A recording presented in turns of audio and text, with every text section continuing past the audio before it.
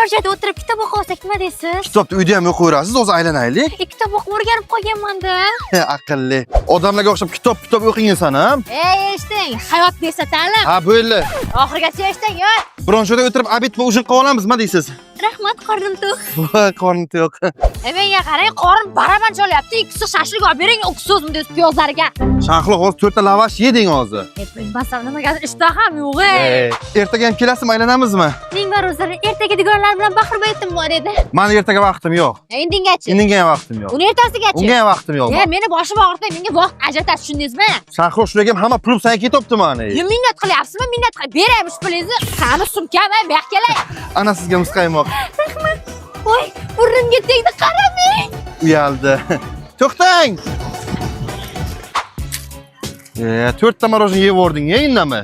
To'xtang, birinchi iyun kuni yana olib kelasiz meni. Nimaga? Birinchi iyun kuni Anhor bog'ida bolalar uchun chinakam bayram bo'ladi. Ijodkor bolalar guruhi zo'r chiqish qiladi. Butun bog' bo'ylab animatorlar yuradi. Yo'g'i? 30 ta rangli stansiya ochilib, ranglar shaharchasi bo'ladi. Bolalar bemalol rasm chizadi, mazza qilib. Afruzda hamda Marakanda ishtirokida musiqiy dastur bo'ladi. Ya bo'ldi, kelamiz. Yes. Qiz bolaga o'xshab qiliq qil. Ha, xo'p. Теперь давай танцуй. Что смущает тебя?